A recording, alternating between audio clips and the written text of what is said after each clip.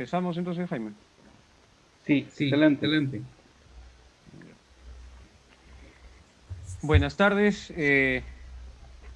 con todos y con todas las personas asistentes a este conversatorio. Tengo el agrado de poder dar las palabras de apertura a este conversatorio en representación del Sindicato de Trabajadores de la Contraloría General de la República y de la mesa directiva de la Coordinadora Nacional de Trabajadores del Sector Público, CONTRACEP. El día de hoy vamos a aperturar este evento, vamos a tratar sobre los temas en materia laboral que deberían debatirse para ser incorporados en la Constitución a propósito de una Asamblea Popular Constituyente. Este evento académico es organizado por CONTRACEP, gremio que agrupa a más de 24 sindicatos con diversos regímenes laborales, en los cuales hay del Decreto Legislativo 728, Decreto Legislativo 276 y también trabajadores CAS. El objetivo de este evento es poder determinar qué temas en materia laboral deberían ser incorporados a una nueva constitución o a una modificación de la constitución, teniendo en cuenta que actualmente existe una iniciativa legislativa, ¿no?, que pretende incluso llevarse a referéndum en estas elecciones de abril próximo, ¿no?, del 2021. Para ello, contamos con dos excelentes ponentes. En primer término, el maestro Javier Neves Mujica, quien es profesor, creo que por todos los abogados y laboralistas conocido a nivel nacional, ¿no?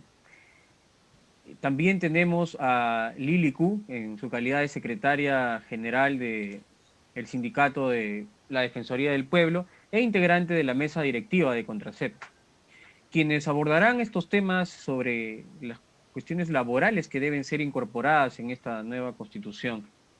Y también contamos con Ruth Matos, quien es secretaria general del sindicato de SUNAFIL e integrante de la mesa directiva también de CONTRACEP, quien actuará como moderadora y a quien dejo en el uso de la palabra para que pueda hacer la presentación correspondiente a los ponentes y espero puedan disfrutar este evento académico. Gracias. Muchas gracias, Luis Miguel. Bien, muy buenas tardes con todas y con todos.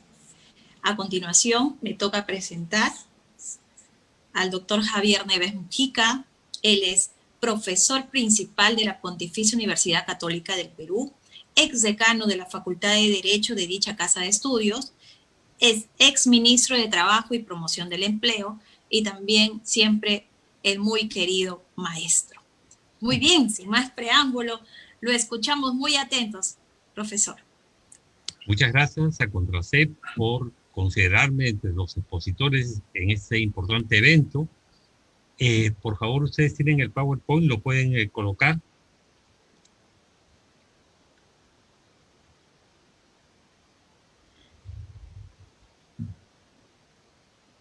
Ahí está. Muchas gracias. Pasamos, por favor. Yo quiero hacer un poco un recuento de los asuntos que me parecen más importantes en materia de constitución y derechos laborales, ¿ya?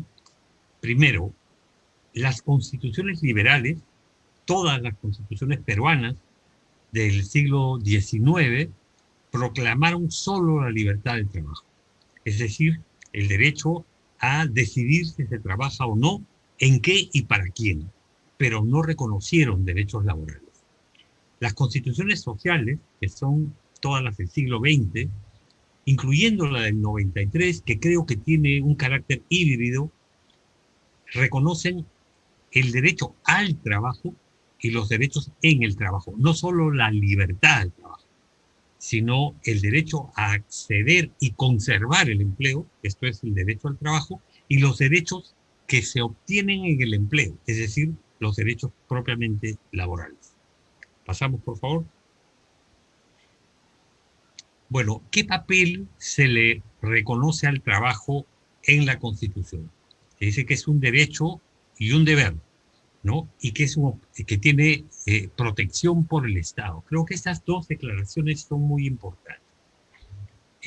Primero, antes se consideraba que decir que el trabajo es un derecho era una mera proclama, ¿no?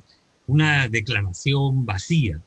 El Tribunal Constitucional le ha dado contenido a partir de la sentencia del proceso de amparo en el caso de los sindicatos contra Telefónica.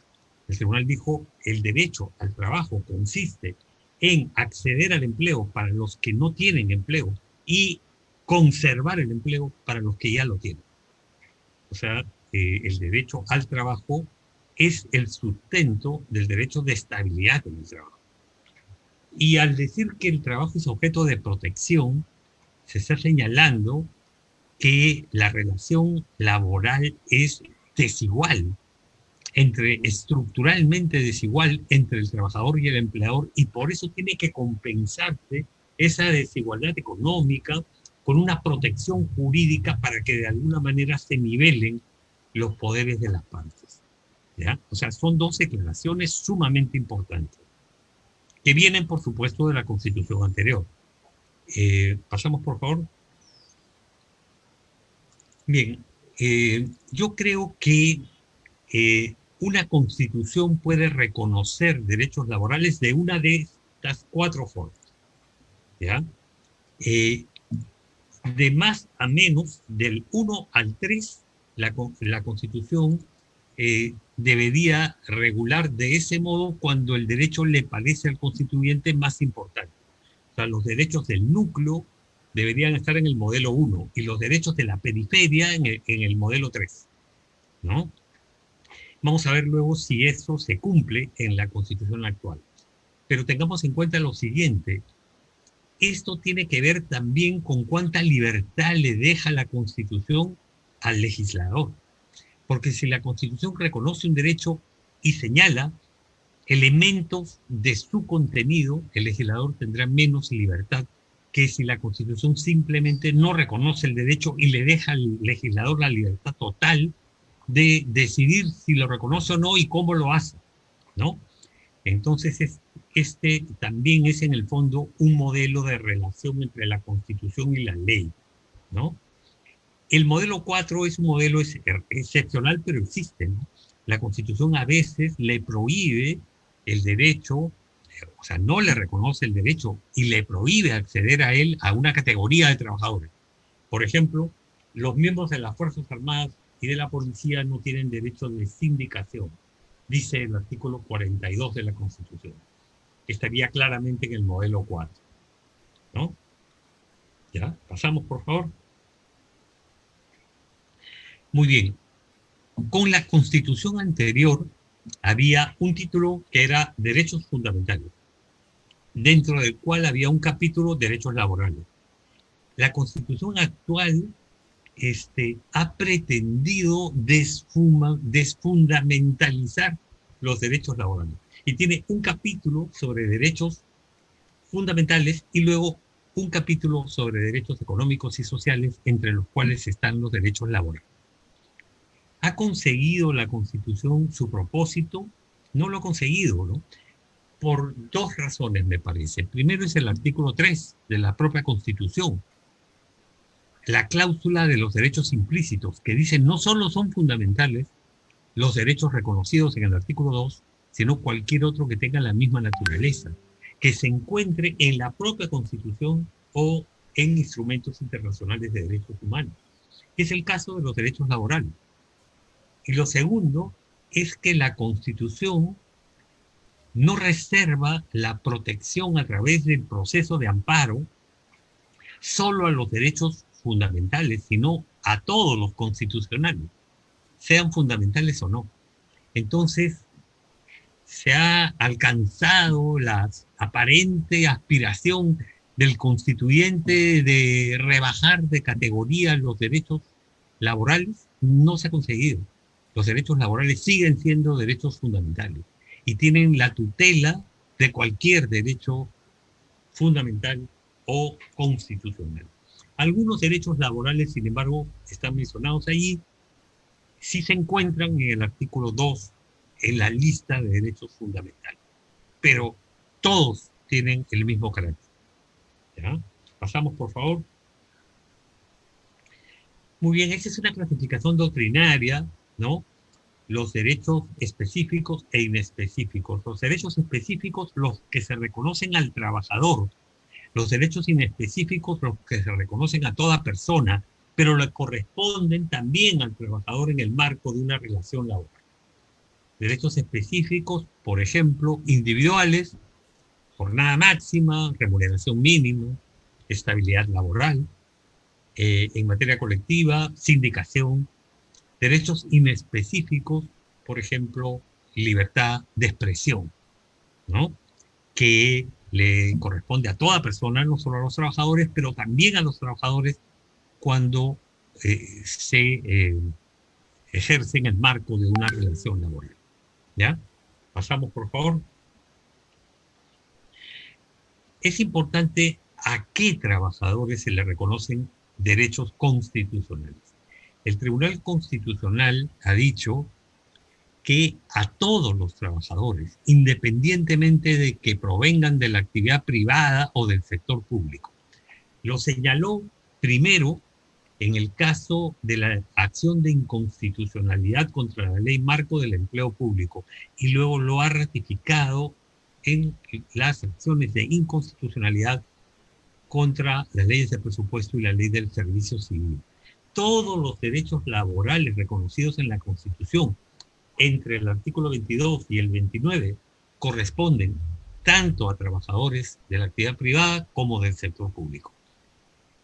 Eso es especialmente importante en el caso de la negociación colectiva sobre asuntos económicos de los trabajadores públicos. Porque hubo un debate en el sentido de que ellos tenían sindicación y huelga, pero no negociación. Bueno, se saldó la controversia claramente con las sentencias que he mencionado y todos los derechos laborales individuales o colectivos le corresponden tanto a trabajadores de la actividad privada como del sector público. Siguiente, por favor. Muy bien, vamos a ir viendo cómo reconocía derechos la Constitución del 79 y cómo lo hace la del 93 respecto de algunos derechos, ¿ya? Por ejemplo, primero, el carácter protector. Está sustancialmente igual, entonces no vale la pena detenerse en esto. Pasamos, por favor. La remuneración. Miren, acá hay un elemento que convendría tener en cuenta para quienes sostienen que la Constitución del 93 en materia laboral es liberal. Si fuera realmente liberal, no reconocería derechos laborales y los dejaría librados a la oferta y la demanda, al mercado. La remuneración mínima. ¿Se imaginan ustedes a un liberal reconociendo derecho a una remuneración mínima? ¿Se imaginan a Jaime de Altao aceptando la existencia de una remuneración mínima fijada por el Estado y no por el mercado? Entonces, por eso yo insisto, estamos ante una constitución mixta que tiene aspectos sociales y aspectos liberales, que ha retrocedido respecto a la anterior, pero que no es una constitución en materia laboral plenamente liberal. ¿Ya? Pasamos, por favor. Las jornadas, ¿qué se ha añadido y qué se ha quitado? Se ha añadido el derecho a las jornadas acumulativas, que es un derecho razonable que existe en algunas actividades, como por ejemplo la minería, el petróleo, la pesca, ¿no? En las cuales puede ser necesario juntar días de trabajo y días de descanso, variando el régimen general. Y se ha eliminado que el trabajo fuera de la jornada se remunera extraordinariamente. Aquí los trabajadores se preocuparon mucho, dijeron se está eliminando el pago de las horas extra. No es así, ¿no? La ley nunca produjo ese efecto, hubiera sido totalmente contrario al Convenio Internacional del Trabajo número 1, ¿no? Las horas extra se dan primero de manera voluntaria y segundo, siempre con sobretasa, toda vez que se sobrepase la jornada máxima. O sea, la existencia de una jornada máxima no prohíbe la realización de las extras, la permite, pero siempre de manera voluntaria y siempre con sobretasa. ¿Ya? Pasamos, por favor.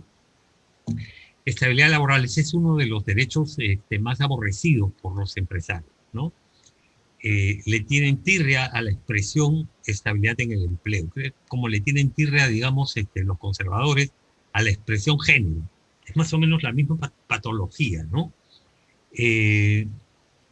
Pero la estabilidad se conserva en la Constitución del 93, de manera interpretativa, gracias a la sentencia del tribunal en el caso de los sindicatos contra Telefónica, ¿no?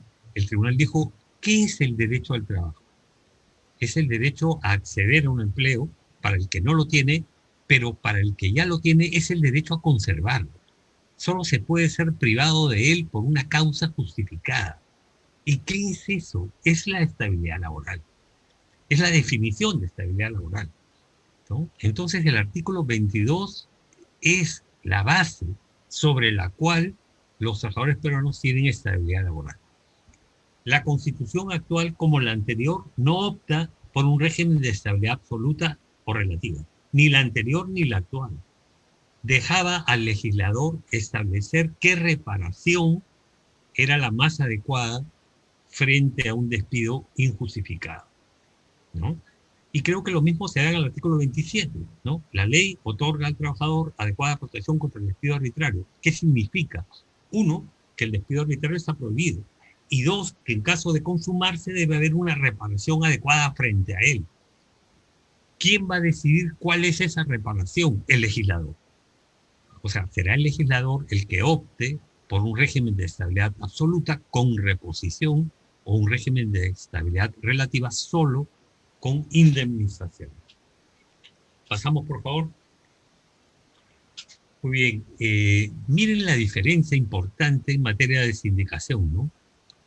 La cantidad de datos que proporcionaba la Constitución del 79 para referirse a la libertad sindical y lo absolutamente escueta que es la Constitución de 1993, ¿no? El Estado reconoce y garantiza la libertad sindical. ¿A qué trabajadores les reconoce, a cuáles no? ¿En qué consiste la libertad sindical? ¿Qué derechos contempla? No dice nada la Constitución, ¿no? Entonces, frente a una fórmula tan débil, tan vacía como la que tiene la Constitución actual, es necesario acudir a los convenios internacionales del trabajo, ¿no? Felizmente, la cuarta disposición final y transitoria hacen la conexión, ¿no? Y dicen, toda vez que sea necesario interpretar un derecho constitucional, hay que ir a los tratados de derechos humanos que regulen ese mismo derecho. En este caso, repito, los convenios 87 y 98 de la OIT, que precisan de manera muy definitiva, clara, abundante, quiénes tienen derecho y en qué consiste el derecho. ¿Ya? Pasamos, por favor, en materia de negociación colectiva, ¿no? Se ha pasado de un modelo en el que el Estado intervenía, ¿no? En cualquier momento se produjera un acuerdo en trato directo, en conciliación, el Estado tenía que aprobar el convenio colectivo a un modelo más respetuoso de la autonomía, ¿no? Lo que dice la actual norma es el Estado reconoce el derecho, pero además lo fomenta. O sea, acá yo creo que el cambio sí ha sido positivo en esa parte, porque estamos ante que el Estado estimula, promueve la negociación colectiva. Yo creo que eso significa además en el fondo que promueve los sindicatos, porque el sujeto que negocia es el sindicato. Entonces no puede haber promoción de la negociación colectiva si no hay promoción del sindicato, ¿no? Y fomenta también los medios alternativos de solución de conflictos. O sea, el Estado ya no va a resolver el conflicto a falta de acuerdo entre las partes, sino lo va a resolver un tribunal arbitral, ¿no? ¿Qué se cambió respecto del convenio colectivo, ¿no? Que tenían fuerza de ley y ahora tienen fuerza vinculante? ¿Eso es algo realmente importante? Yo creo que no. Yo creo que no, porque un convenio colectivo podría ser intervenido por una ley o por un decreto supremo porque ya no tiene fuerza de ley. No, no podría, porque la autonomía colectiva está garantizada y promovida por la Constitución y por los instrumentos internacionales de derechos humanos. Entonces, una ley o un decreto supremo o de urgencia que violara la autonomía colectiva, los convenios colectivos, sería un decreto inconstitucional, anticonvencional, ¿no? Y de hecho, el decreto de urgencia 014, por ejemplo, que reconoce el derecho de negociación colectiva de los servidores públicos sobre remuneraciones, pero que hace imposible su ejercicio, porque pone cantidad increíble de trabas, es un derecho inconstitucional, a pesar de que los convenios colectivos no tienen fuerza de ley. Eso no importa. Es inconstitucional porque impide el ejercicio de un derecho fundamental y porque afecta a convenios colectivos, ¿no? Pasamos, por favor. Este es uno de los casos más lamentables, ¿no? Miren, el Estado regula el derecho de huelga, señala sus excepciones y limitaciones.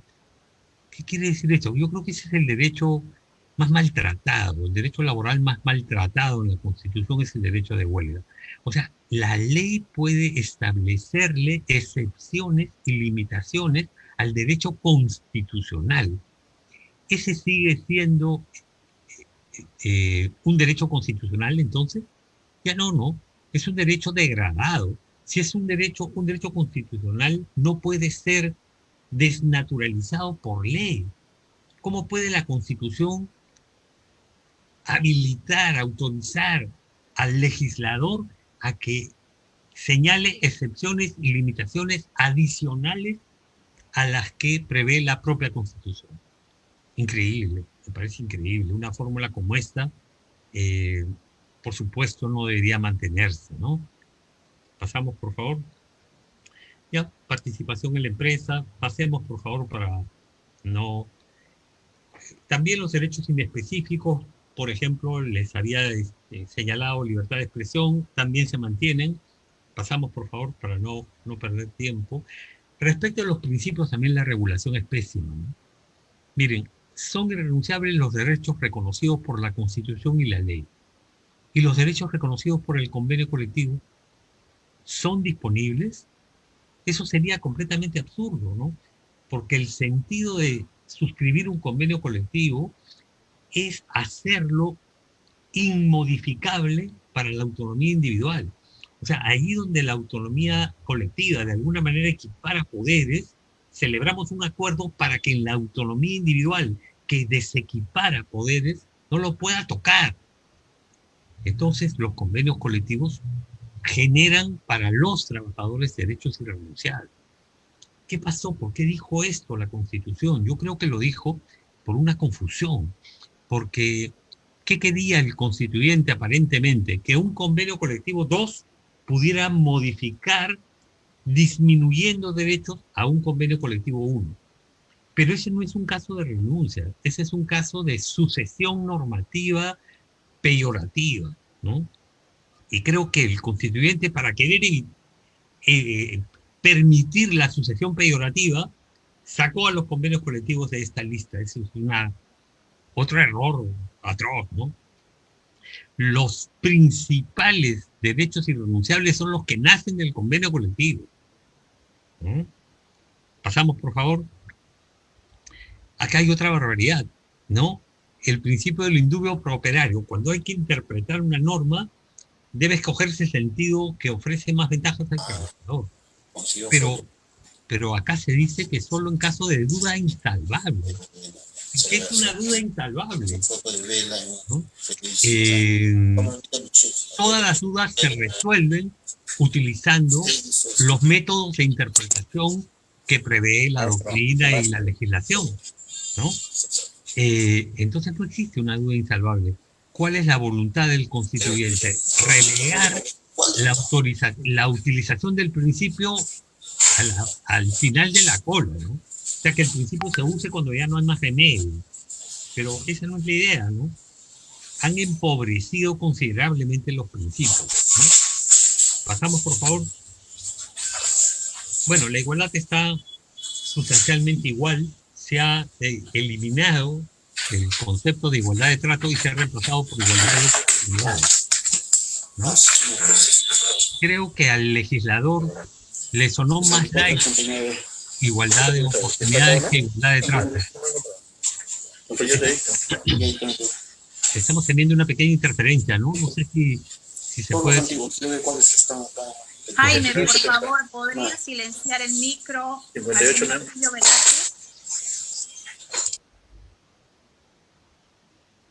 Ya.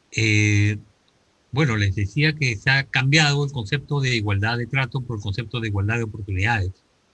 Creo que es otra equivocación del empleador. Creo que la igualdad de oportunidades supone igualdad de trato. Entonces creo que en vez de recortarse, se ha ampliado el concepto, por supuesto, de manera involuntaria, ¿no? Pasamos, por favor. Bueno, se eliminó la retroactividad laboral benigna, ¿no? Es lamentable porque se usaba de manera excepcional. Pasamos, por favor, para no excedernos tanto del tiempo. Miren, mientras la Constitución laboral anterior se ubicaba en los modelos 1 y 2, esta se ubica claramente en los modelos 2 y 3. Se ha retrocedido un escalón, ¿no? Incluso en el caso de derechos que integran el núcleo, ¿no? Estabilidad laboral, sindicación y huelga, hoy día son derechos más imprecisos de lo que eran en la Constitución anterior, ¿no? Y algo curioso, ¿no? En todo el mundo, cuando se cambia una Constitución, la legislación se produce después para adecuarse a la nueva Constitución. En el Perú fue al revés. Primero se hizo la reforma laboral individual en 1991, colectiva en 1992, y luego la Constitución que recogió esas reformas en 1993. O sea, hemos procedido al revés. Si se diera una nueva Constitución que cambiara sustancialmente los derechos laborales, tendríamos que revisar toda la legislación para adaptarla a ese nuevo articulado, ¿no? Pasamos, por favor. Muy bien. Por último, ¿conviene una nueva Constitución? Yo creo que esto depende. Yo soy un poco cuidadoso respecto de este punto. ¿Por qué? Primero depende de cómo se componga la Asamblea Constituyente. ¿Qué nos garantiza que vamos a tener un Congreso mejor que el anterior y que el actual? O sea, que se vote en abril si es necesaria o no una nueva Constitución, estoy de acuerdo. Pero que se debata cómo se compone, cómo se elige esa Asamblea Constituyente. Porque si nos sale un Congreso ignorante, corrupto, derechista, como el que tenemos hoy día, mejor nos quedamos con lo que tenemos. Segundo, hay una presión importante, enorme, de los gremios empresariales que ha sido seguida por los gobiernos en el sentido de continuar flexibilizando derechos laborales, ¿no? Acuérdense ustedes la Política Nacional de Productividad y Competitividad Laboral, sugerida por los gremios y aceptada por el gobierno. Recortaba gravemente derechos laborales.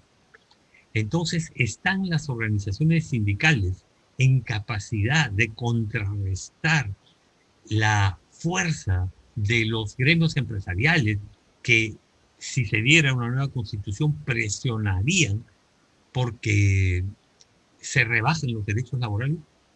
por ejemplo, presionarían porque haya una remuneración mínima diferenciada por tamaño de empresa, por sector económico y por región geográfica, o presionarían porque se declare en la propia Constitución que en caso de despido la única reparación será la indemnización y no la reposición. Por último, le señalo una encuesta. Permítanme un segundo para prender la luz porque no puedo leer.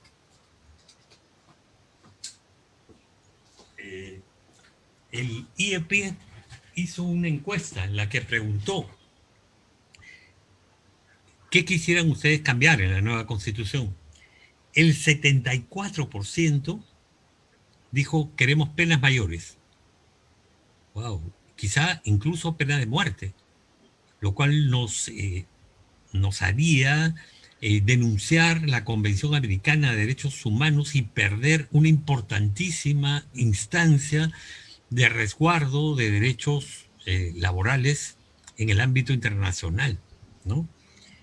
Un 25%, fortalecer valores familiares tradicionales y la tradición católica. ¡Wow!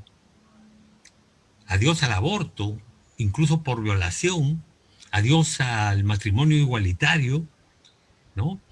Entonces, ¿cuál es el riesgo para mí? No sabemos quién va a elaborar una nueva constitución. Y dos, puede no salirnos una constitución homogénea. Puede salirnos una constitución que, por ejemplo, en lo político, define mejor la relación entre el Ejecutivo y el Legislativo, pero en lo económico y social no avanza, sino se estanca o retrocede, ¿no? Muy bien. Es todo. Gracias. Muchas gracias, maestro Neves. Y muy interesante, como siempre, su ponencia, diciéndonos cómo es que nuestra Constitución del 93 tiene un carácter híbrido y termina siendo entre mixto, con aspectos sociales, con aspectos liberales también. Cómo es que el derecho al trabajo es un deber y un derecho y que necesita además una protección especial por parte del Estado, ya que toda relación laboral es desigual. También es importante las conclusiones del maestro, en el que efectivamente con la Constitución del 93, si bien tiene aciertos, en cuanto a derechos colectivos, hemos retrocedido. Y este retroceso es evidente y se palpa completamente en la poca estadística de sindicatos, de sindicalización también. Eso lo vemos y por esa causa, si vamos aquí brevemente al tema de ICA, ¿por qué demoraron tanto en negociar? Porque no habían representantes. Entonces, está denotado que efectivamente la Constitución, la forma como está concebida la Constitución, va a afectar directamente en los derechos laborales y en la forma de sociedad. Muy bien, ahora continuamos con la siguiente ponencia. Voy a pasar a presentar a Lili Cuyanasupo. Ella es abogada con especialidad en Derecho Constitucional, es secretaria general del Sindicato de Trabajadores de la Defensoría del Pueblo y también es miembro de la mesa directiva de la Coordinadora Nacional de Trabajadores del Sector Público, Contrasep. Muy bien, Lili, buenas noches. El público es tuyo. Gracias, Ruth, por la presentación. Felicitar la presentación también del profesor Neves, ha sido muy clara y muy, digamos, nos ha dado, creo, un panorama bastante completo de cómo se encuentra estructurada actualmente nuestra Constitución en materia laboral y además una mirada de cómo esto se diferencia de cómo estaban regulados los derechos laborales en la anterior Constitución de 79, ¿no? Yo voy a compartir pantalla también para poder pasar una breve presentación.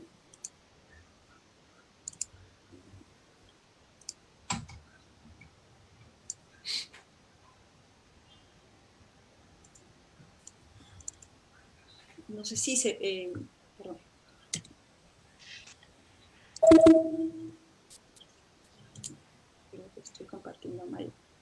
pantalla.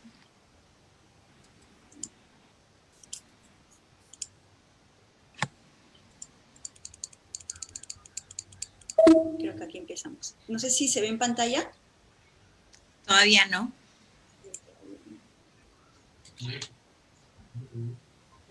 Sí, por favor.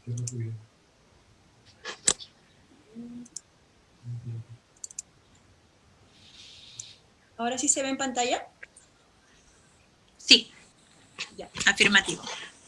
sí. Listo. Voy a refrescar. Listo. Entonces empiezo la presentación.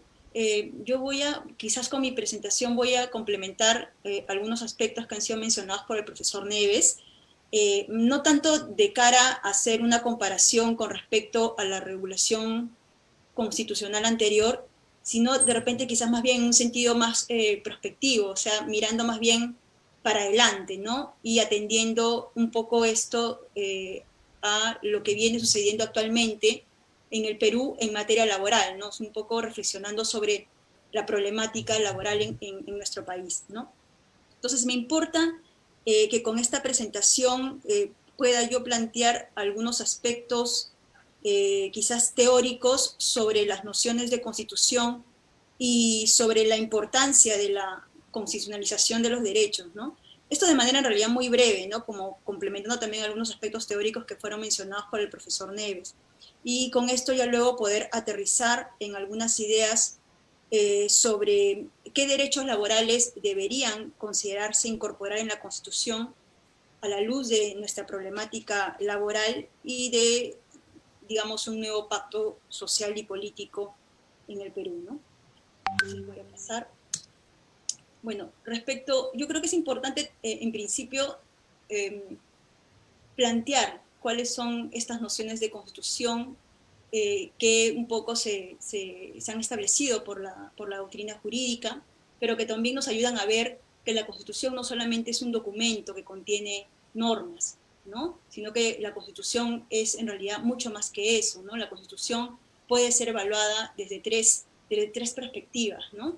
La primera, o creo que es la más empleada en realidad por el mundo del derecho, es la Constitución más que nada como una norma jurídica, ¿no? De esa perspectiva se entiende que la Constitución contiene valores jurídicos que se expresan a través de los derechos fundamentales, ¿no? Los cuales se establecen como límites a los poderes públicos. Ahora, aquí hay que tomar en cuenta que cuando se habla de valores jurídicos o valores supremos para la comunidad, se entiende que estos entran a formar parte justamente del ordenamiento constitucional a través de su positivización, o sea, a través de su consideración en la Constitución, ¿no? Luego también tenemos una noción histórica de Constitución, ¿no? Que es importante también tomarla en cuenta, ¿no? Y desde esta perspectiva se considera que la Constitución es producto de diversos hechos que reflejan los usos y costumbres de una nación, ¿no? O sea, la Constitución es en realidad producto de las circunstancias que rodean los procesos de consolidación de una sociedad o de un país, ¿no? Entonces, en realidad la Constitución vendría a ser más bien resultado de un poco las pugnas, las luchas y también los consensos que se pueden adoptar en el marco de, digamos, los espacios o los diversos espacios que existen en la sociedad, ¿no? Que deberían estar políticamente representados, ¿no? Deberían, ¿no? Y luego, por último, tenemos una noción sociológica de Constitución, ¿no? Esta noción sociológica nos dice, pues, que la Constitución vendría a ser más bien una fotografía, ¿no? Estaría basada en un principio de realidad, ¿no? Y en tanto es expresión de las situaciones y estructuras sociales vigentes, ¿no? Y eso también es bastante cierto, ¿no? Porque sabemos bien que es como un poco lo que decía el profesor Neves, ¿no? Es quienes finalmente terminan configurando las normas o las fórmulas normativas constitucionales que van a estar contenidas en este documento, ¿no? Y son pues quienes obviamente en ese momento representan a la sociedad, ¿no? Que en su mayoría pueden tener un determinado sesgo ideológico digamos, para decirlo de alguna manera, más para la derecha, un pensamiento más conservador, o podría ser más para la izquierda, con un pensamiento más progresista, ¿no? Entonces, y es eso, ¿no? Al final la Constitución termina recogiendo el pensamiento predominante, ¿no? Por ejemplo, en materia económica, lo que va a hacer que en la sociedad predomine un determinado modelo económico, ¿no? Que va un poco a regir la vida de las personas, ¿no?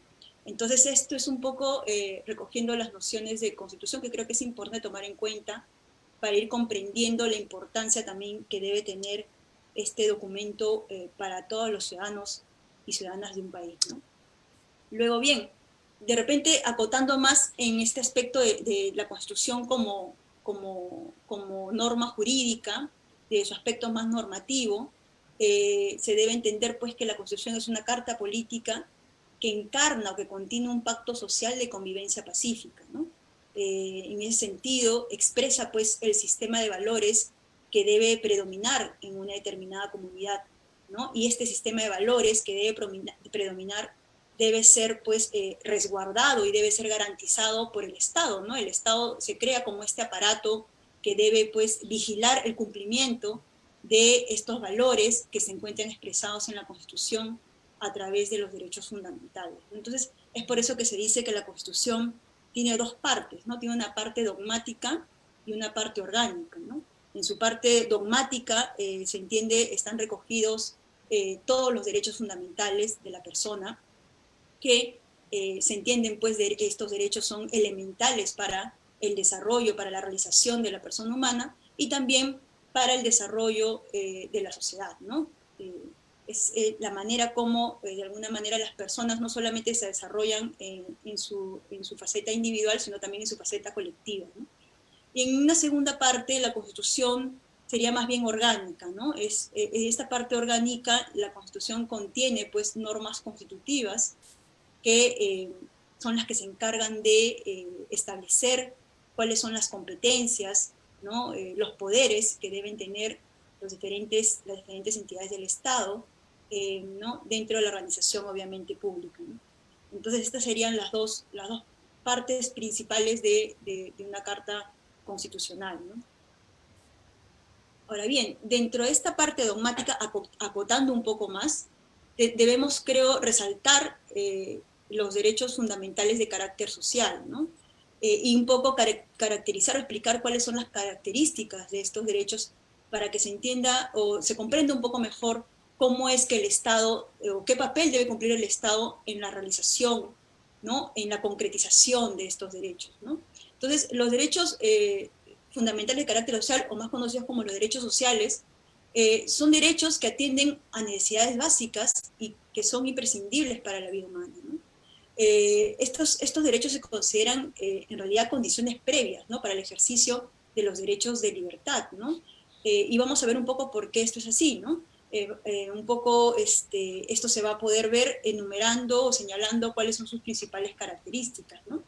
Entonces, los derechos sociales requieren, pues, para su materialización, obviamente, la implementación de políticas públicas, ¿no? ¿Por qué esto es así? Porque son derechos que no se agotan con un mandato definitivo, no se agotan con una acción concreta. O sea, no se da el caso como en otros derechos donde el Estado hace más a la realización de esos derechos en tanto no interviene, en tanto no deja que las personas hagan o ejerzan como mejor consideran el derecho, ¿no? En estos casos, en el caso de los derechos sociales, sí se requiere una intervención y se requiere una participación del Estado, ¿no? ¿Cómo se da esta intervención? A través de la generación de un determinado estado de cosas. Este estado de cosas debe propiciar que de manera progresiva los derechos sociales puedan ir concretizándose, ¿no? Entonces, dado esto, las normas que contienen estos derechos, las normas constitucionales, no son pues normas reglas o normas definitivas, ¿no? Que te dicen tiene que ser así o así, ¿no?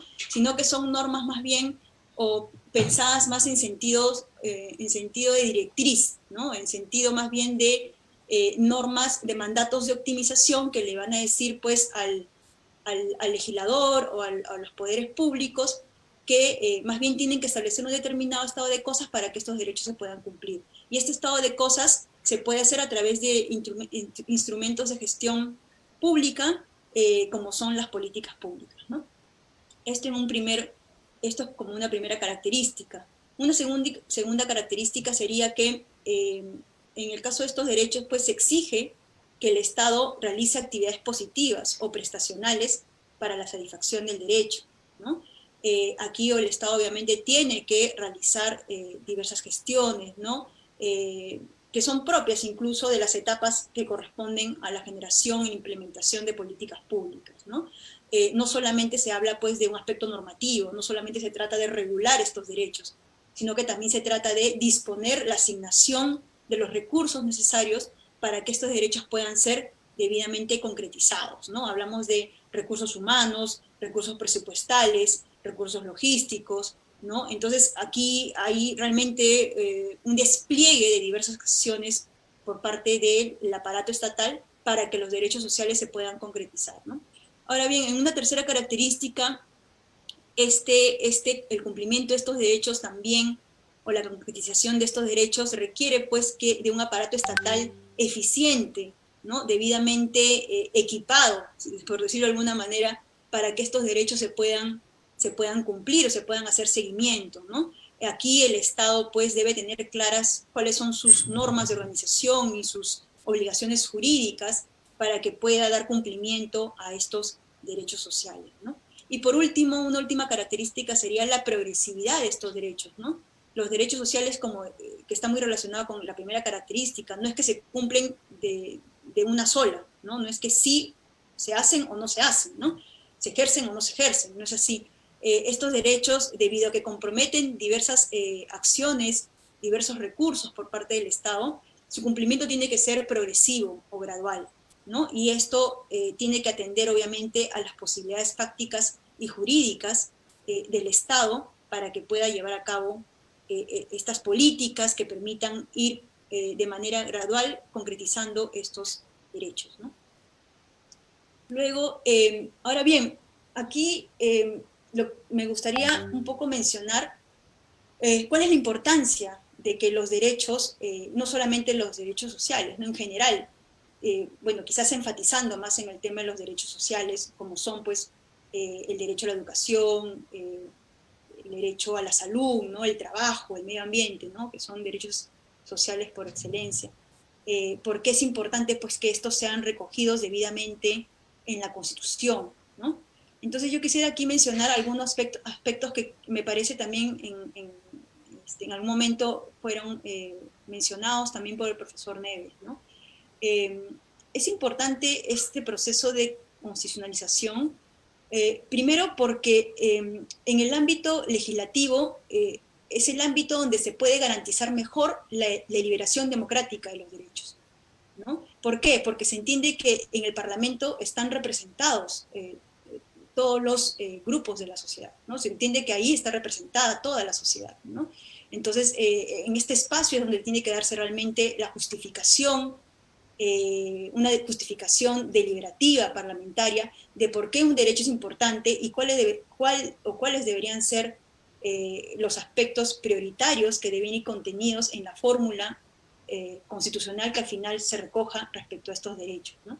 Entonces, es importante este proceso al final que se dé en sede legislativa porque va a garantizar una mayor deliberación sobre los mismos, ¿no?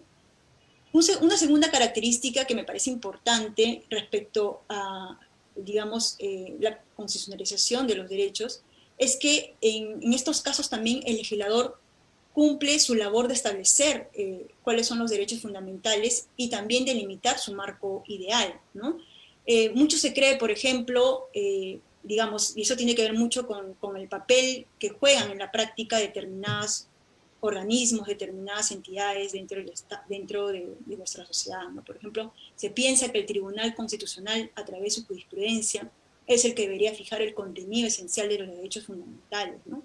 Y en realidad, el primer órgano llamado a delimitar el contenido esencial de los derechos es el legislador, ¿no? Es el Congreso, ¿no? A través de esta deliberación de los derechos que decía en esta primera característica, ¿no?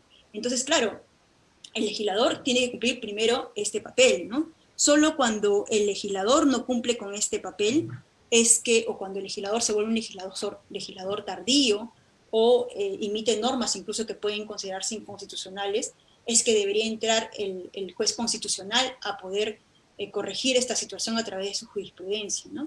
Pero en realidad lo ideal sería que esto se dé esta delimitación del contenido de los derechos se dé a nivel del Congreso, ¿no? ¿Por qué? Porque allí no solamente se ve el contenido esencial, sino que en el caso particular de los derechos sociales, como son los derechos laborales, por ejemplo, también es posible establecer expresamente cuáles son las principales obligaciones que tiene el Estado para la concretización de estos derechos, ¿no? Y en el caso de las políticas públicas que deberían implementarse para la realización de estos derechos, también el legislador puede establecer cuáles deberían ser los objetivos generales de estas políticas. También igual puede establecer el fortalecimiento de las garantías institucionales, las principales para el caso de la Constitución laboral, ¿no? Entre otros. Ahora, una tercera característica o un tercer aspecto que considero que es importante en este proceso de constitucionalización de los derechos es esta protección especial que se le da a los derechos que se encuentran contenidos en la Constitución, ¿no? Digamos, es esto lo que se conoce como la rigidez constitucional, ¿no? Porque se sabe, pues, que los derechos o que las normas constitucionales que contienen derechos están provistos, pues, de un procedimiento agravado para su modificación, ¿no? Por ejemplo, el artículo 206 de la Constitución justamente nos señala cuál es este procedimiento de reforma que se debe seguir para la reforma parcial de la Constitución, ¿no? Y que obviamente no es el mismo procedimiento que se sigue para la modificación de leyes ordinarias, ¿no? Y asimismo también en el caso de los derechos fundamentales, la misma Constitución establece que estos no se pueden suprimir, ¿no? ¿Por qué? Porque los derechos fundamentales son cláusulas de intangibilidad, son cláusulas pétreas, porque son esenciales para el funcionamiento del sistema democrático, para el funcionamiento del sistema vigente, ¿no? Entonces, esos serían un poco algunos aspectos que, digamos, refuerzan esta importancia de que los derechos, al final, determinados derechos puedan ser constitucionalizados, ¿no? Y bueno, ahora bien, acotando ya el tema de los derechos laborales que podrían ser incorporados en la Constitución, yo creo que es importante señalar, ¿no?, que dado que la Constitución es la expresión política y jurídica del sistema de valores que predomina en una sociedad, esto hace necesario entonces, pues, que se evalúe, que se puede evaluar desde las perspectivas históricas y sociológicas que fueron estas nociones que mencionaba al inicio, la incorporación de ciertos derechos laborales en la norma constitucional, ¿no? Esto de cara, obviamente, como decía al inicio, de nuestra problemática laboral, y también de cara a que realmente la Constitución recoja aquellos valores que en la actualidad son realmente importantes para nuestra sociedad, ¿no? Entonces aquí mencionaría yo algunos temas a considerar que quizás van a complementar, como decía, ya temas que ya han sido mencionados por el profesor Neves, ¿no? Un primer tema sería el referido a los principios que están recogidos en la Constitución, ¿no? Y que rigen las relaciones de trabajo, ¿no? Aquí vamos a ver, pues, que el artículo 26 de la Constitución señala, pues, 3 principios básicamente, ¿no? De igualdad de oportunidades, sin discriminación, el carácter irrenunciable de los derechos reconocidos en la Constitución y la interpretación favorable del trabajador, ¿no? Ahora bien, yo sí creo de que de cara digamos, a esta posibilidad de que se pueda plantear el cambio de la Constitución, de una nueva Constitución, sí creo que es importante que se puedan incorporar otros principios, ¿no? Que si bien están recogidos en normas laborales, sí sería importante que vayan principalmente recogidos en la Constitución, ¿no? Porque lamentablemente, pues, el mismo Estado termina incumpliendo en su papel de empleador muchos de estos derechos que están recogidos incluso en la legislación, ¿no? Por ejemplo, es el caso del principio de primacía de realidad, ¿no? A través del cual, pues, sabemos que en las relaciones de trabajo cuando hay una discrepancia entre lo que se ve en los hechos y lo que está recogido pues, en los contratos, en los documentos, en lo formal, tiene que primar lo que justamente se da en la realidad, en los hechos, ¿no? Y esto en realidad debería regir toda relación de trabajo, ¿no? O sea, y por esto me refiero tanto al ámbito privado como público, ¿no? No obstante, lo que vemos es que para el caso del empleador, del Estado, cuando es empleador, esto no se cumple, ¿no? No, por ejemplo, se ha visto que el Estado en muchos casos genera relaciones de trabajo desnaturalizadas, ¿no? O sea, por ejemplo, con la contratación de terceros, o por ejemplo, con incluso la legalización de ciertos regímenes, como el régimen CAS, que lo que hacen en la práctica es legalizar contratos, ¿no? O relaciones de trabajo que en la realidad están desnaturalizados, ¿no? Y el otro gran problema también que existe allí es que para este principio de realidad, para que pueda obviamente tener vigencia, es necesario también de que haya un ente que pueda fiscalizar el cumplimiento del mismo, ¿no? En el sector privado tenemos a SUNAFIL, que puede fiscalizar que justamente se respete este principio, ¿no? De que no se desnaturalicen las relaciones y que al final los trabajadores que están haciendo, por ejemplo, actividades permanentes no terminen simplemente contratados bajo figuras temporales, ¿no? Naturalizadas.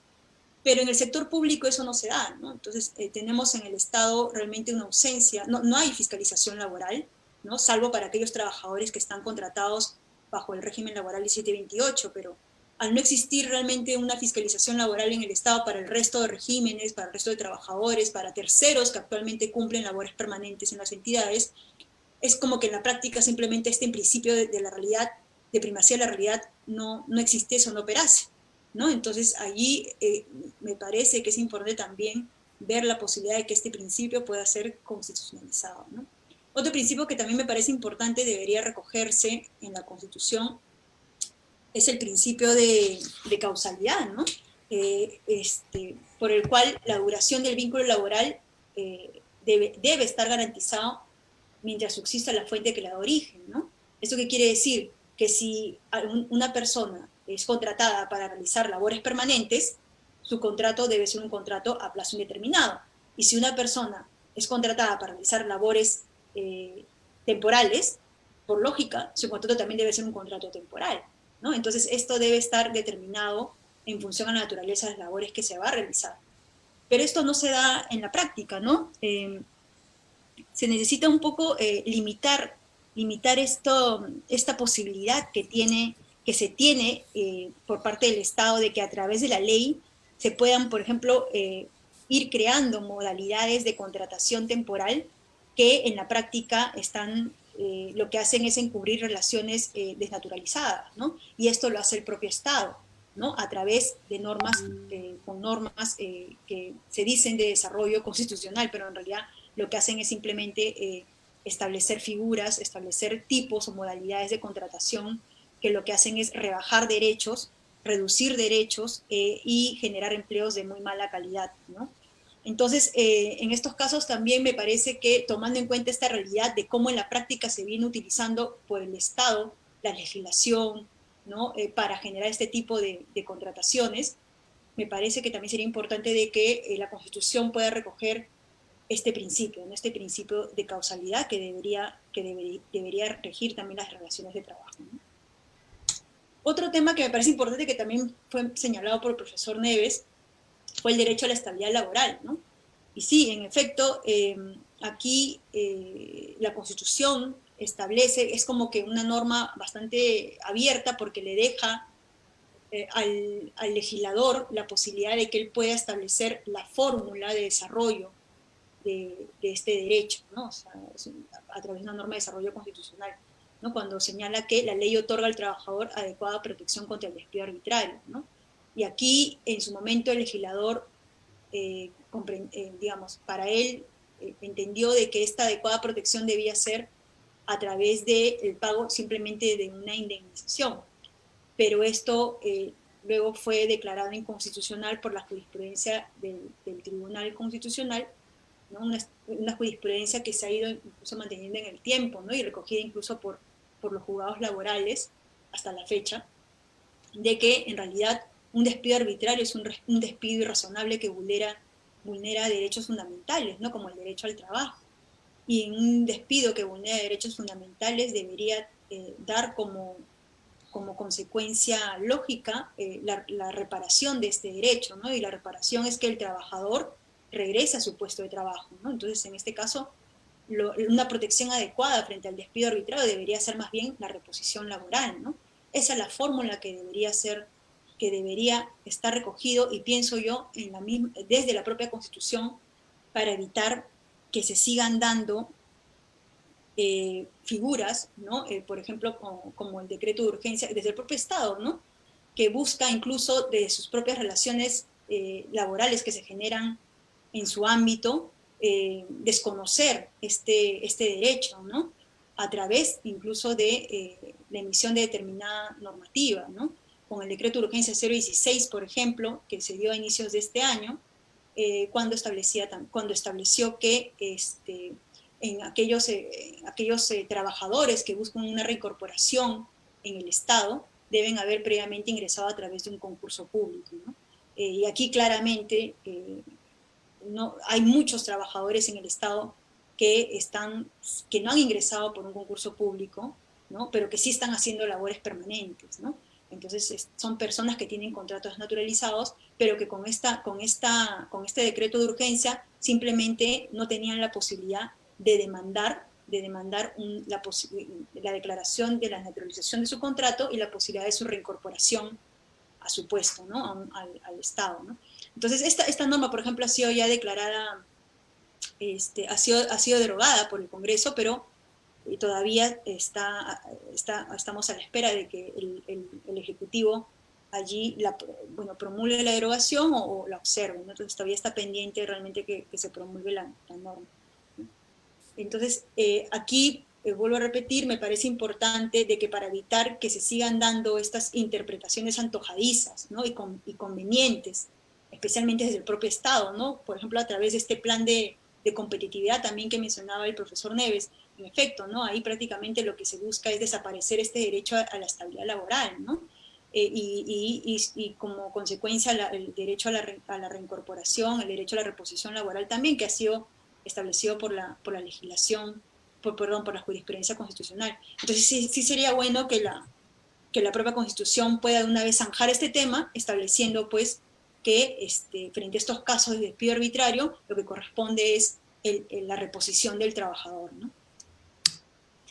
Luego, algo que sí no está mencionado en la Constitución, no lo mencionaba la Constitución, no lo mencionó creo tampoco la Constitución anterior, pero que se ha venido dando mucho en la realidad y que creo que es importante y le ha hecho mucho daño realmente a los trabajadores, ¿no? Creo que es importante tomarlo en cuenta para incorporar una prohibición en la Constitución, ¿no? Y es esto de la generación o la creación de regímenes laborales especiales que lo único que buscan es reducir derechos, ¿no? Pero que tienen como un argumento aparente esta excusa de querer incentivar la formalización laboral, ¿no? Lo cual es totalmente falso, ¿no? Y pongo algunos ejemplos, ¿no? El régimen de la microempresa, ¿no? Que es un régimen que se crea en el año 2003, que supuestamente lo que buscaba era la formalización de este tipo de empresas, ¿no? Si uno ve hasta el momento cuál es la tasa la tasa de informalidad laboral en este sector, lo que va a encontrar es que un 87% de trabajadores están en informalidad, ¿no? Entonces, ¿qué formalidad se ha logrado con eso, ¿no? O sea, es un régimen que reduce derechos laborales, pero que hasta el momento no ha tenido mayor éxito, ¿no? Después de tantos años de vigencia. Luego tenemos el régimen laboral en el sector agrario, ¿no? Que se creó en el año 2000. Hace poquito nada más, un régimen que ha sido derogado, ¿no? Pero donde también, ¿no? O sea, la tasa de informalidad laboral de los asalariados agrarios era del 81%, ¿no? O sea, hay un régimen que también redujo derechos, pero que en la práctica tampoco logró mayor formalización, ¿no? En este sector. Y de repente, para no dejar de lado también el Estado, que no se escapa en este tema, ¿no? O sea, a mí me parece que el régimen CAS también está dentro de este grupo de regímenes laborales especiales que se crean únicamente para reducir derechos. Bueno, en su momento, en el 2008, cuando se crea este régimen, la idea más bien era darle, digamos, formalizar a los trabajadores que estaban contratados bajo esta figura de los servicios no personales o SNP, ¿no? Y que, claro, se supone de que este era un régimen transitorio, que lo que iba a buscar era más bien es poco a poco ir haciendo que estos trabajadores puedan tener estabilidad, puedan tener todos los derechos pues, que tiene el régimen laboral general, ¿no? No obstante, hasta la fecha este régimen persiste, ¿no? Al día de hoy son 315.000 trabajadores que siguen contratados bajo este régimen en condiciones en realidad precarias, porque se sabe que en la práctica los trabajadores CAS hacen lo mismo que hacen pues, los trabajadores contratados bajo el régimen del 728, del 76, ¿no? O sea, son trabajadores que en la práctica realizan las mismas labores, están sometidos a las mismas condiciones, pero que formalmente siguen contratados bajo un régimen que les reduce, primero, no cuentan con estabilidad, y segundo, le reduce una serie de beneficios que existen en el régimen laboral general, ¿no? A la fecha los CAS representan el 22% del empleo público, ¿no? Este régimen también hace poco ha sido derogado por el Congreso, pero igual estas normas han sido remitidas al Ejecutivo para su promulgación, y lo más probable es que también lo termine observando, ¿no? Entonces, bueno, aquí sobre este tema sí creo que es importante que la Constitución incluya una prohibición, ¿no? Para la creación de estos regímenes especiales en cualquier ámbito, ¿no? No solamente en el sector privado. Vemos que también es importante que esta prohibición vaya al sector público, a las entidades del Estado, cuando éstas actúan también como empleadoras, ¿no? Entonces, ¿por qué? Porque en estos regímenes simplemente no se cumplen con los principios de razonabilidad, ni tampoco con el principio de causalidad que mencioné anteriormente, ¿no? Luego también igual pienso que sí es importante lo que mencionaba el profesor Neves, este tema de, digamos, de que quizás la regulación que hay actualmente en la Constitución en materia de salario mínimo se tenga que precisar mejor, se tenga que delimitar mejor, ¿no? Aquí sería bueno, por ejemplo, que se mencione, ¿no? Este espacio donde debería justamente debatirse, pero bajo criterios técnicos, ¿no? La actualización, ¿no? De la remuneración mínima de forma además periódica, ¿no? Esto no se viene dando en la práctica, ¿no? A pesar que la Constitución lo señala, ¿no? Que las remuneraciones mínimas se deben regular por el Estado con la participación de los trabajadores y de los empleadores, ¿no? En la práctica nosotros tenemos un Consejo Nacional de Trabajo que en realidad es este espacio tripartito que a través del diálogo social debería permitir pues, que se dé esta regulación, esta fijación de salario mínimo. Pero este es un espacio bastante inestable, no es un espacio que se activa, se desactiva, y en realidad en la práctica no ha cumplido hasta el momento esta labor de fijar el salario mínimo, ¿no? Entonces sería importante realmente que a través de la Constitución se pueda más bien institucionalizar este espacio, ¿no? de participación tripartita para que el salario mínimo, para que se garantice que la fijación técnica y periódica del salario mínimo se dé en nuestro país, ¿no? Y de tal manera que se evite pues que este tema sea utilizado por los gobernantes de turno cada vez que quieren subir su popularidad, o cada vez que quieren pues utilizarlo como una consigna política, ¿no? De repente de alguien que quiere hacer alguna dentro o hacerlo parte de su campaña política, ¿no? Entonces este tema realmente no debería estar sujetos a estos temas políticos, sino más bien deberían estar sujetos a cuestiones más técnicas, porque tienen que ver también con la calidad de vida de los trabajadores, ¿no? Actualmente el salario mínimo es 930 soles, representa solo el 62% de la canasta básica de consumo familiar promedio nacional, que actualmente es de 1.500 soles, ¿no? Entonces estamos viendo un salario mínimo totalmente desfasado, ¿no? Porque, bueno, en la práctica no se da una atención técnica realmente a este tema, ¿no? Entonces sí sería importante de que este espacio para la fijación técnica y periódica esté también incorporado en la Constitución. Y por último, en el tema de derechos laborales colectivos también la realidad nos dice que la Constitución tiene que precisar y delimitar mejor el contenido de estos derechos, ¿no? El derecho a la sindicación, negociación colectiva y huelga, ¿no? En el caso del derecho a la sindicación o la libertad sindical, es importante que se elimine, por ejemplo, esta limitación legal que existe para la constitución de sindicatos a través de un determinado número mínimo de trabajadores, ¿no? Entonces sería importante aquí que se promueva más bien la constitución de gremios sindicales, ¿no? De forma libre, ¿no? Para la defensa de los intereses, obviamente, de los trabajadores, ¿no? Entonces, sería bueno ahí eliminar esta limitación, actualmente es de 20 trabajadores, porque claro, ningún sindicato se crea en la lógica de mantenerse con el mismo número de afiliados, ¿no? O sea, los sindicatos se crean obviamente para ir fortaleciéndose, ir, digamos, teniendo más afiliados, cada vez más afiliados. Entonces, poner un número mínimo para su constitución realmente lo único que hace es restringir la creación de estos gremios, ¿no? Entonces, restringir un derecho fundamental, ¿no? Y esto debería por eso la fórmula constitucional debería establecerlo o plantearlo de mejor manera. Lo otro es que también en el tema de libertad sindical quizás te debería poner alguna regulación parecida a la que contenía la Constitución del 79 con respecto a la protección de los dirigentes sindicales para el ejercicio de su labor, ¿no? Porque en lo que se ha visto en estos últimos tiempos en la práctica es que los dirigentes sindicales, para empezar, hay mucho miedo de ejercer los cargos directivos, ¿no? Dentro de los sindicatos, ¿no? Los trabajadores para afiliarse de por sí tienen miedo, para ser parte de las juntas directivas es peor.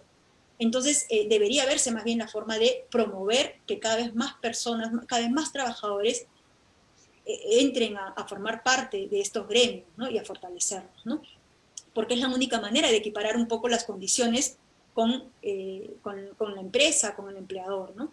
Entonces aquí sí sería importante de que se consigne alguna regulación justamente sobre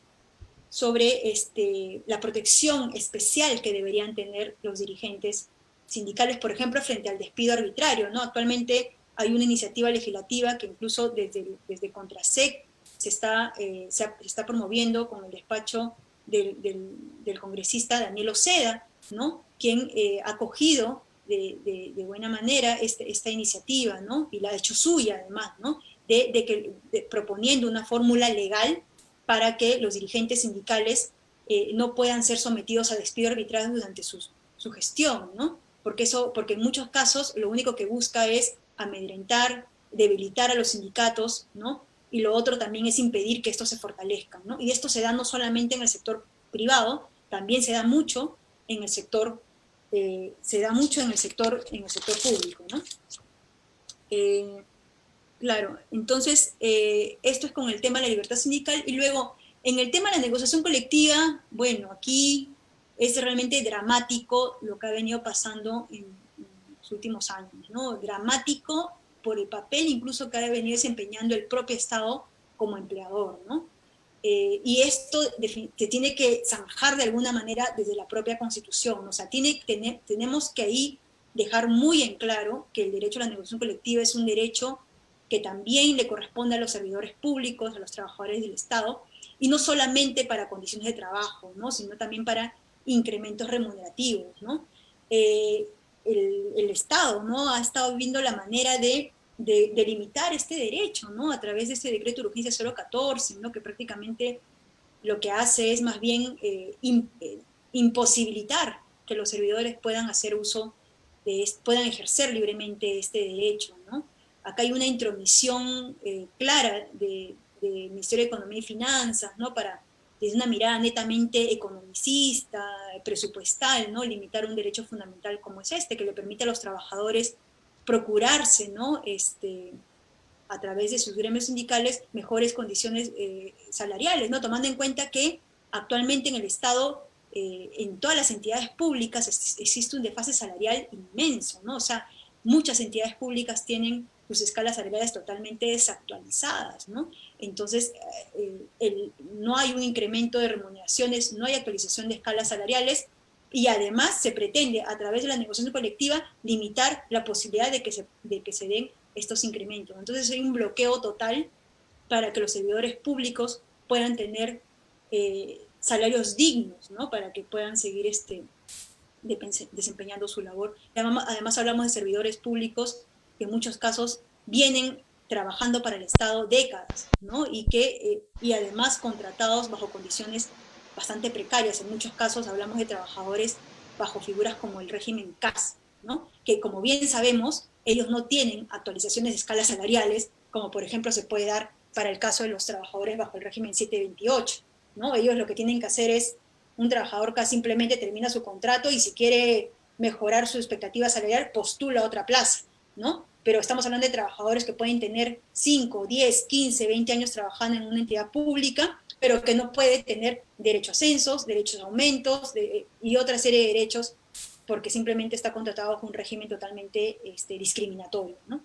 Entonces, aquí, en el tema de negociación colectiva, definitivamente la Constitución debería precisar mejor, ¿no?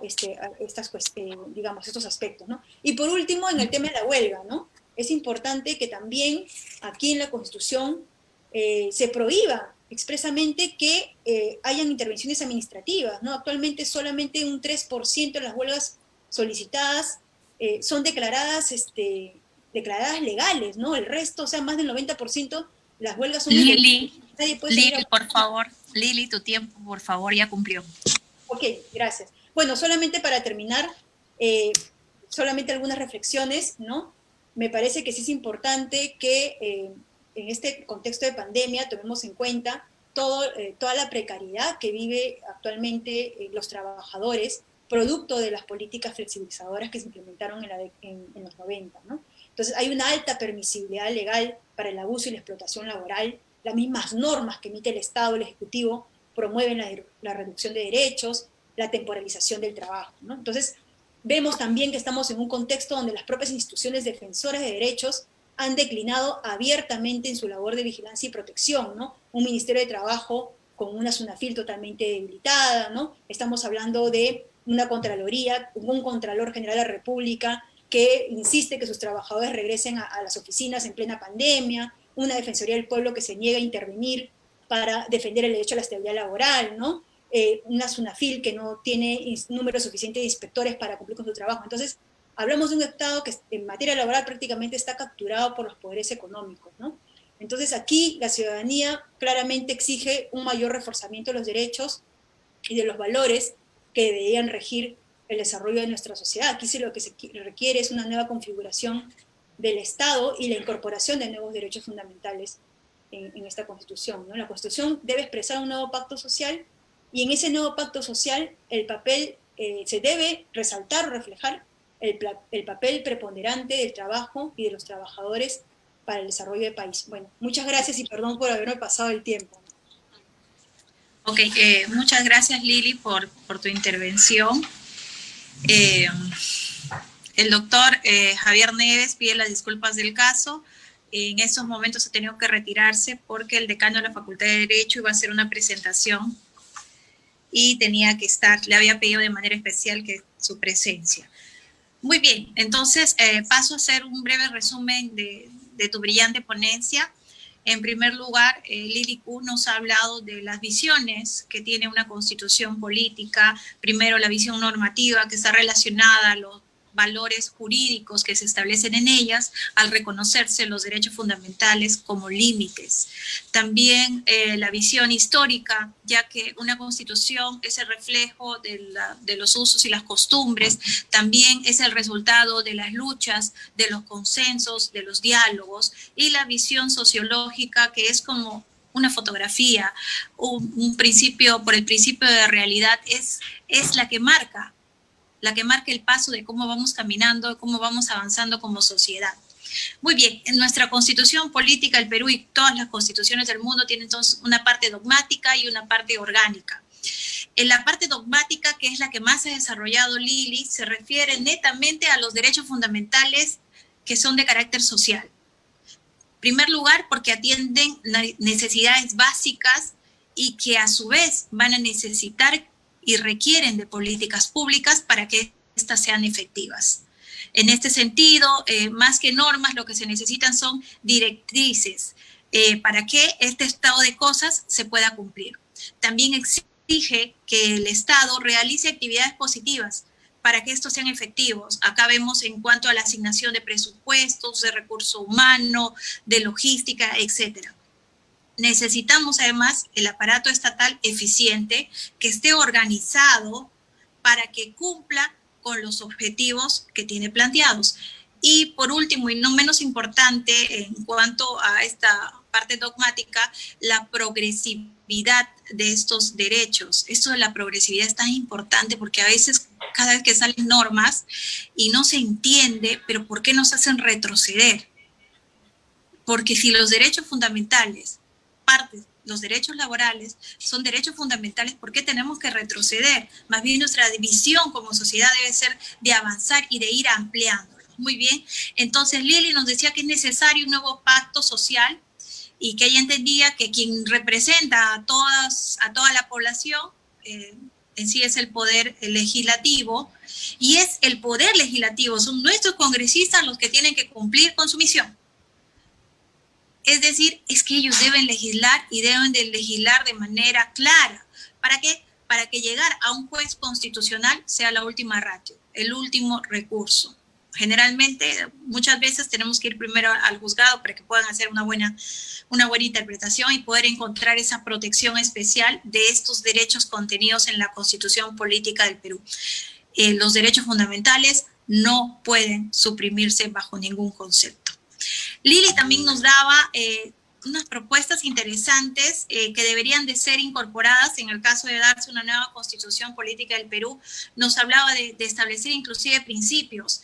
El primer principio, establecerse el principio de la primacía de la realidad, que este principio sea aplicado no solo en el sector privado para los que están bajo el régimen 728, sino para todos los trabajadores, tanto la actividad privada como en el sector público, para los CAS, inclusive para los locadores o los servicios de terceros, que también hay bastante, ¿no? El segundo principio, el principio de causalidad, que tiene que ver con la duración del vínculo laboral, es decir, establecer claramente cuáles son actividades temporales, cuáles son actividades permanentes, porque eso existe demasiado, existe una especie de fraude siempre en este tipo de relaciones laborales, cuya finalidad es en sí no reconocerle al trabajador como lo que es, un trabajador con derechos laborales. El tercer principio que proponía Lili era el derecho a la estabilidad laboral.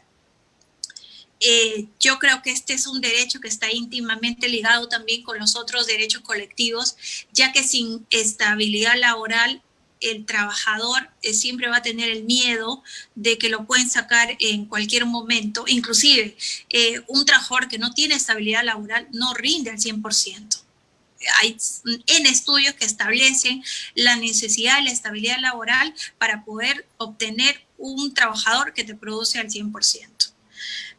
Y nos hablaba de que como este decreto de urgencia 016 negaba el derecho a esa estabilidad laboral, inclusive a trabajadores que tenían años y años trabajando en el sector público, y por eso es que hablábamos de cómo es que en este periodo, desde el año pasado y parte de este año también, en cuanto a derechos laborales hemos ido retrocediendo grandemente. Bueno, esa es la política del Estado.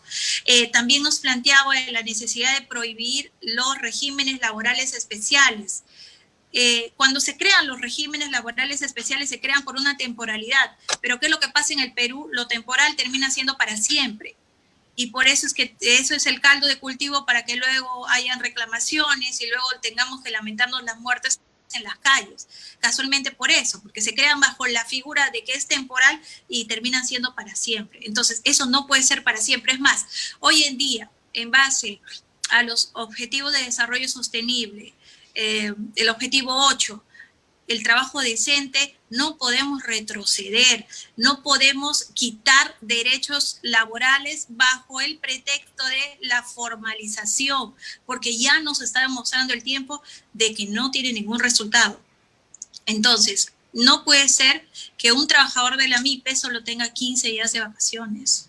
O sea, ¿por qué? ¿Acaso no trabaja igual que el resto de trabajadores que tienen sus 30 ¿No merecen también igualdad? Muy bien.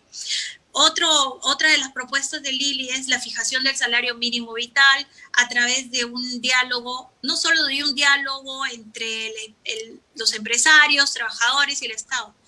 Fuera del diálogo también con una variable técnica que es muy importante, porque la inflación va y los precios suben, pero el sueldo mínimo, seamos realistas, no alcanza. Pero entonces el peruano es milagroso, porque con ese sueldo mínimo tiene que mantenerse y mantener a toda su familia con todas las necesidades. Entonces siempre vamos a estar en este círculo de pobreza y de insatisfacción. Y por último, y no menos importante, nos hablaba de los derechos colectivos que tienen que ser establecidos así en esta nueva constitución para que sean realmente reconocidos y fomentados. Hablaba del derecho a la libertad sindical, del derecho a la negociación colectiva y del derecho a la huelga. En primer lugar, establecía no poner el tope mínimo de 20 trabajadores para la formación de un sindicato. También exigía una protección especial para los dirigentes sindicales, porque está demostrado, ahorita en pandemia hemos visto que han aprovechado empresas y el Estado en despedir a los dirigentes sindicales, porque son los molestosos, son los que siempre están reclamando y exigiendo lo básico, el derecho al trabajo de sus afiliados. Y espero haber hecho el resumen correspondiente de manera correcta, Lili, agradeciéndote tu brillante exposición. Muy bien, ahora vienen las preguntas. Si me permites hacerte unas preguntitas. Sí, Ruth, Lili. Adelante. Sí, adelante. Ok. Entonces dice, ¿en qué ha retrocedido la Constitución del 93 en relación a la del 79 en cuanto a derechos laborales? Sí, bueno, creo que eso es un tema que lo desarrolló mejor el profesor Neves en este cuadro comparativo que hizo, ¿no? O sea, realmente, principalmente me parece que en el tema de estabilidad laboral, ¿no? Estabilidad laboral y en el tema de protección en el caso de los derechos colectivos laborales, ¿no? No se está realmente estableciendo con claridad cómo debería darse esta protección de la estabilidad del trabajo en el caso de los despidos arbitrarios, ¿no? Luego, en el tema de los derechos colectivos, no hay una precisión con respecto también a, digamos, la fuerza que debe tener o el ámbito de aplicación que deben tener los convenios colectivos. En el caso de la formación de sindicatos, por ejemplo, lo que se ve es que para la regulación del 79, en el caso de libertad sindical, la Constitución era mucho más extensa y se detenía mucho más en establecer la importancia justamente de garantizar que los trabajadores, y además promover que los trabajadores puedan conformar conformar gremios sindicales, ¿no?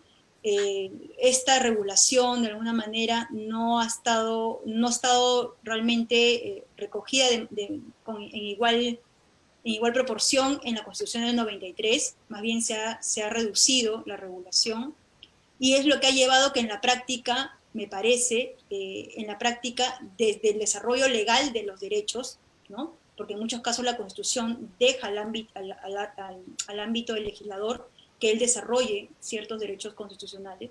Entonces, en ese ámbito lo que se ha dado es que simplemente ha habido una interpretación antojadiza, que realmente no ha buscado realizar mejor el derecho, sino más bien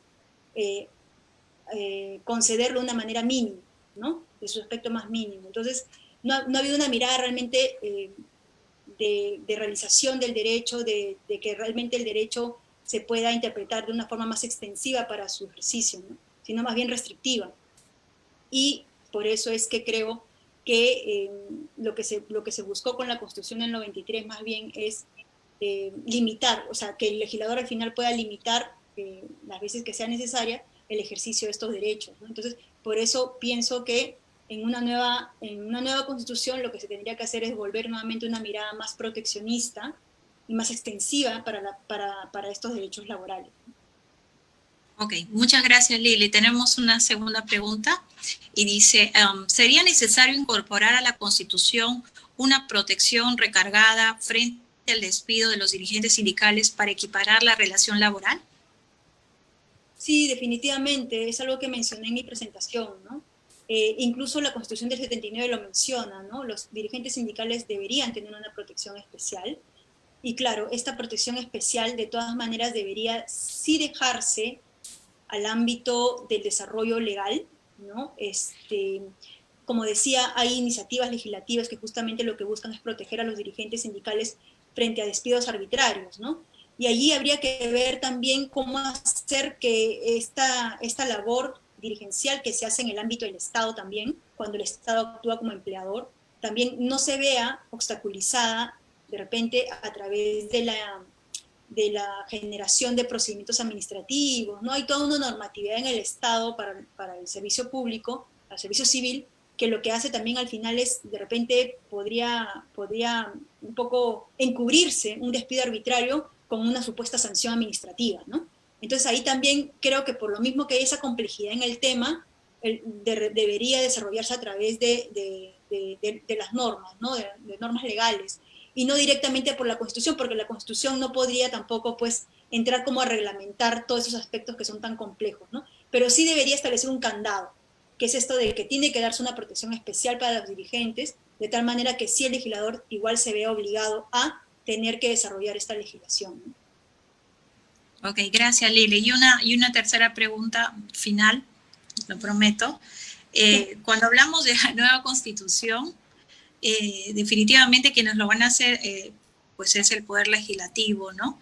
Pero ¿cuál sería la fórmula para nosotros los trabajadores podamos estar tranquilos y saber y garantizarnos nosotros mismos que no va a ser peor que la del 93 respecto a nuestros derechos laborales?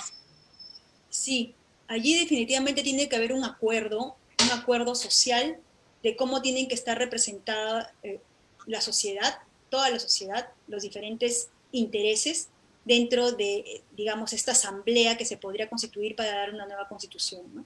Aquí tiene que establecerse, digamos, un procedimiento incluso para determinar quiénes contarían con esta legitimidad para formar parte de este espacio, ¿no?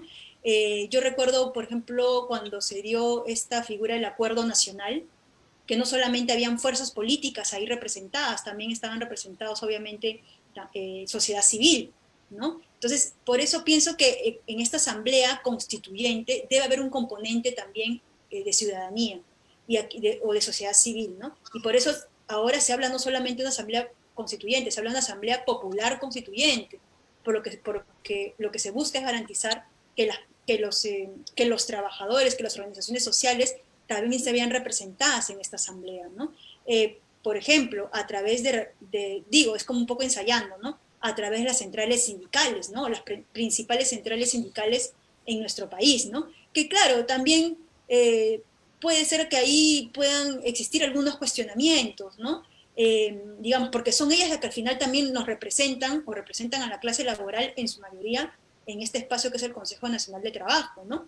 Pero que también tiene sus deficiencias en cuanto a funcionamiento, ¿no? Pero digamos, tendría que verse alguna fórmula de tal manera que se pueda determinar qué organizaciones son las que mejor podrían representar las voces, ¿no?, del ámbito laboral en esta asamblea constituyente. Pero sí, un componente de ciudadanía y un componente social tiene que estar de todas maneras en esta asamblea, porque es una manera también, como plantea justamente la pregunta, de garantizar que los intereses de los trabajadores, no solamente el ámbito privado, ojo, también del ámbito público, estén representados en esta asamblea constituyente, ¿no? Ok, muchas gracias Lili, muy interesante la disertación, y ahora le doy pase a Luis Pereda. Adelante Luis. Gracias Ruth, agradecer nuevamente a Lili. Bueno, el profesor Neves tuvo que ausentarse por una reunión urgente que tenía en la universidad. También expresamos de todas maneras a través del FEUS el agradecimiento correspondiente en nombre de Contrasep. No me queda más que felicitar a Lili también por la excelente ponencia que ha habido, los temas abordados, y creo que ha habido un tema de acercamiento de todo el panorama a través del profesor Neves sobre qué tan conveniente podría ser la modificación de la Constitución o una nueva Constitución. Se han tocado temas importantes respecto a la protección del despido, temas sobre incluso la misma negociación colectiva. Entonces creo que esto sí ha sido de vital importancia para que todos los trabajadores, todos los afiliados a los sindicatos podamos tener en cuenta y podamos seguir conversando y debatiendo posteriormente y profundizar más esta situación y enfocarnos también en lo que sería ya de cara a una posible Asamblea Popular Constituyente que pueda garantizar esta situación de que hay una equidad en cuanto a al establecimiento de los derechos laborales de los trabajadores, no solo del ámbito privado, sino del ámbito público, ¿no? Entonces, con ello creo que damos por cerrado el conversatorio y muchas gracias a todas las personas que han estado participando y a todos en las redes sociales, a nombre de Contrasec. Muchas gracias. Gracias. Buenas noches.